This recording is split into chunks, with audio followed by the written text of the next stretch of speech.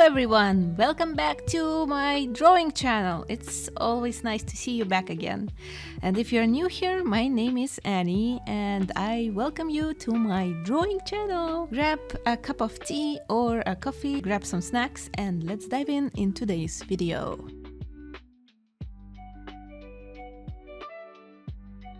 So today I'm very excited. I am trying out a new medium for me, kind of making overlook on the tool that I recently got in comparison with my usual drawing tools, which is alcohol-based markers. So as you can see, I prepared two sketches for you.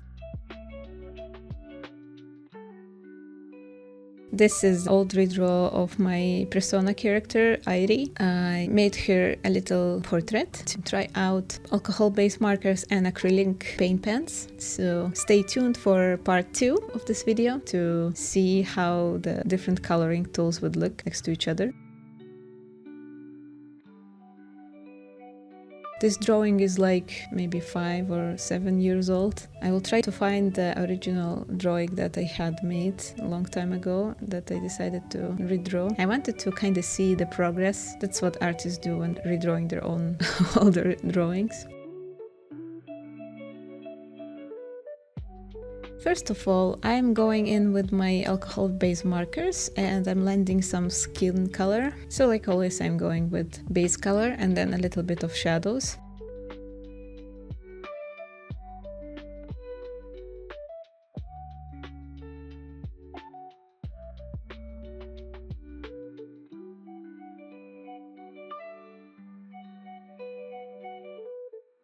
And this character, she has two colored hair, like her tips are colored with blue. So I wanted to test out how that will look in markers and acrylic paint pens, because specifically for this character and some other characters that I have, they also have like several different colors in their hair or in their design that are gradiently going into one another.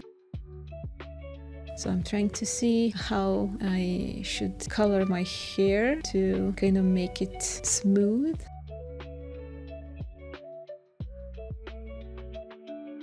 Since these colors are not from the same analog palette, it's pretty challenging to gradiently mix them together. But alcohol-based markers, they are nice in this matter because they are semi-transparent. So when you're landing a color on top of the other layer, you can kind of still see through the first layer. So you can mix and match colors like with paints. It's a bit different, but like you can mix new colors from the ones that you have. So you can use that to your advantage, especially in gradients and stuff like that, and shading, of course.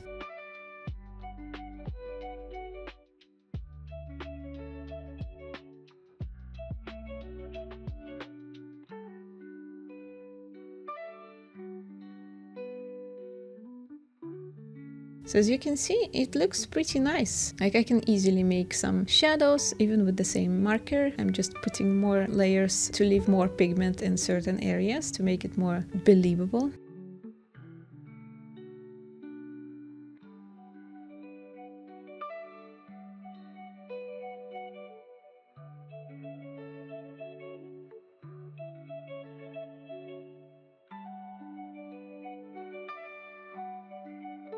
And I'm trying to use the same colors for both of the drawings.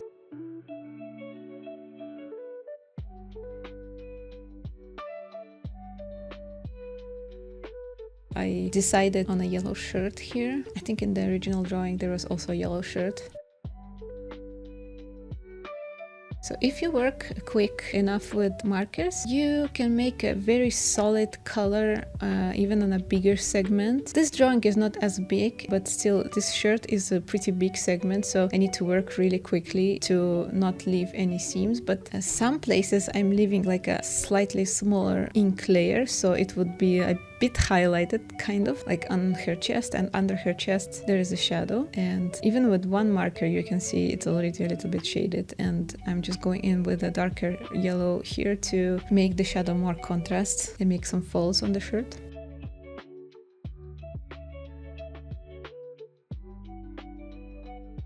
For the shading, I'm trying to use like smaller strokes to land them firstly solidly, and then I'm picking it up slightly, like leaving a small trail, which makes the shadow look slightly softer. So if you try different strokes, you can see that the result of the color that has been left on the paper, you can see the difference. Like if you're just coloring without actually picking up the nib from the paper, or if you're just keeping the nib all the time, the color will actually be a little bit different.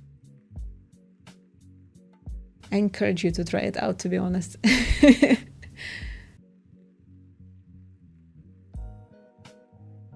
For the markers, the alcohol-based markers, I think they're very fun medium to use, but they can be pretty expensive in terms of like a budget, and they can eat a lot of money from your art supply budget. So for the beginners, it's not very beginner friendly in this term. So if you're just starting out, there are cheaper versions of alcohol-based markers. And to be honest, I'm not using the most expensive ones either. I think they're on the cheaper end of the market here, but they still are very solid and they are very professional, and I like using them a lot.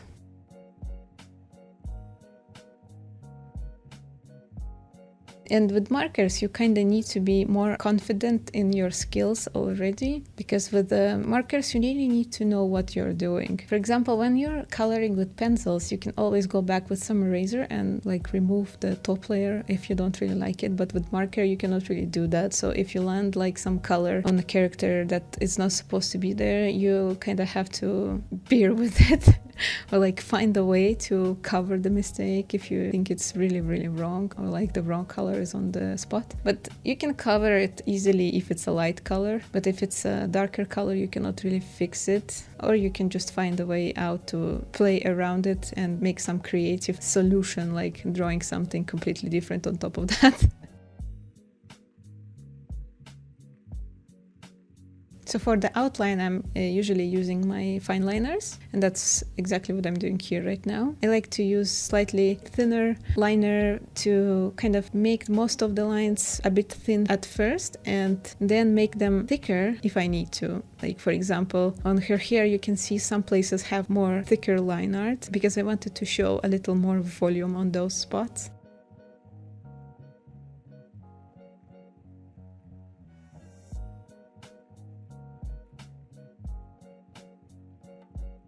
So the fine liners, they land very well on the alcohol-based markers, and you cannot really see through them, but depending on the paper, you could end up having them bleed out. So I'm usually using my line art before the coloring. If I'm confident in my paper and they will not bleed, or I'm like giving them a few minutes to dry it out, and then I'm going in with my colors, or I'm doing the vice versa. So firstly, I'm landing some colors. You can use your liners with alcohol-based markers pretty easily, because you can really land them on top of the whole coloring or under them. Depending on the paper, should be no problem. If you choose a paper that is thicker, so the ink will go actually in, that will do the trick. On thinner paper, I would not suggest you to draw with markers, because the ink will bleed a lot, and it tends to be bleeding through the paper a lot. So if you turn the page, you can actually see that there is like a whole drawing behind it.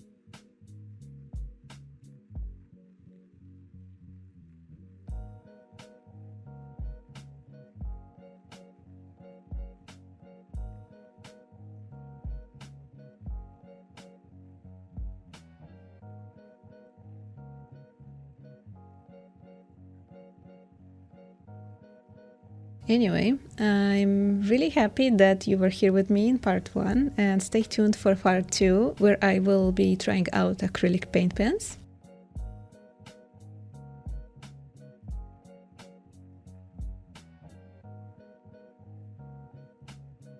Here is the final result. Thank you so much for watching. If you liked the video, please give it a thumbs up, and it will help promote this video to recommendations, and I am appreciating every bit of support you give to me. Also, I would love to hear your ideas, so please drop them in the comments so I can look through. If you'd like to see more of my artwork, please subscribe to this channel, and I will see you in my next videos.